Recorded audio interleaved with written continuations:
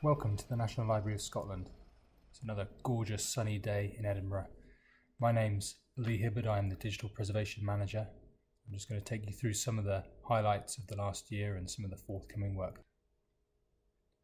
In March, we published a major update to our digital preservation policy. It's now a digital preservation policy and plan. And you can view this online at www.nls.uk. This new document is a great improvement on the original. That was ironically rather thin on policy statements. A second success is Purnell, and that's Graham Purnell. He's our recent digital preservation assistant, so our team has now doubled from 1 to 2. It's great to be able to bounce ideas around with somebody else. And this gives me an opportunity to thank everybody else who's interested and involved in helping to preserve our digital content. And finally, we've managed to implement the TIFF to JP2 conversion and integrate that into our production workflows. And why is this a preservation concern?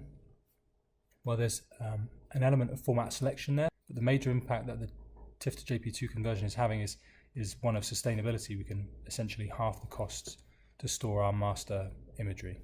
A major challenge for the year is some substantial migration. We're migrating about 600 to 800 terabytes over the course of this year. We're partway through that already. We're using something called object storage. It's a local storage that's replicated between Edinburgh and Glasgow and is based upon the Amazon S3 protocols. So we're having to learn some new skills around that. It's been very interesting to do that. We're also planning to put a third copy into the cloud. So again, it's a chance for us to learn things. We can actually transfer some of the skills that we learn from the local object storage and apply that to remote cloud storage. And finally, some notable upcoming work. We're involved in about 2 projects to try and harmonize the way we ingest all of our content. We're very successful at the moment of ingesting digitized content, especially book-based digitized content, and that process is largely automated. We want to apply the same to AV content and to the library's own archive, so think of this more as business records.